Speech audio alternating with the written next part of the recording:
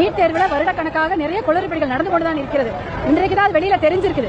தேர்வுத்தாள் வெளியில வந்துருச்சு அப்படின்றது இன்னைக்கு சொல்றோம். ஆனா நிறைய வருடங்களுக்கு முன்னாடியே தேர்வுத்தாள் வெளியாகிறதோ இல்ல யாருக்காவது போய் சேர்வதோ, அதே சமயம் அதிகமான மதிப்பெண்களை பெற்ற திறமையான மாணவர்களுக்கு அவர்கள் கேட்கும் அந்த சீட்டு கிடைக்காது.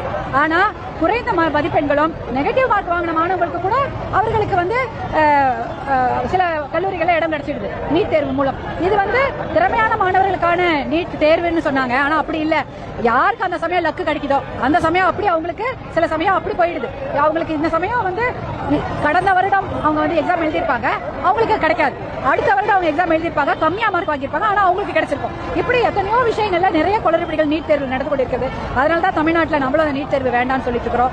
12வது பொதுத் தேர்வே போதும். எத்தனை முறை தான் மாணவர்கள் அவங்களோட தகுதியை நிரூபிச்சுக்கிட்டே இருப்பாங்க. 12வது பொதுத் தேர்வில் அவங்க உயிரை கொடுத்து படிச்சு மார்க் வாங்குறாங்க. ஆனா அந்த தேர்வு கிடையாது, தகுதி தேர்வுன்னு ஒன்று வைக்கிறோம் அப்படின்னு நீட்டை வச்சு அதுலயும் பல மாணவர்கள் மன உளைச்சலுக்கு ஆளாகி எவ்வளோ படிச்சுக்கிட்டே இருக்காங்க. தொடர்ந்து பாவமா இருக்கு. அவர்களுக்கு இந்த நீட் தேர்வு தேவையில்லாத ஒன்று. அதை விட 12வது பொதுத் தேர்வு மதிப்பெண்களே போதும் என்ற நிலைப்பாடு தான் பாட்டாளி மக்கள் கட்சி நிலைப்பாடு. அதை பற்றி தான் மருத்துவர் அன்புமணி அவர்களும் பல வருடங்களாக தொடர்ந்து சொல்லிக் கொண்டிருக்கிறார்கள்.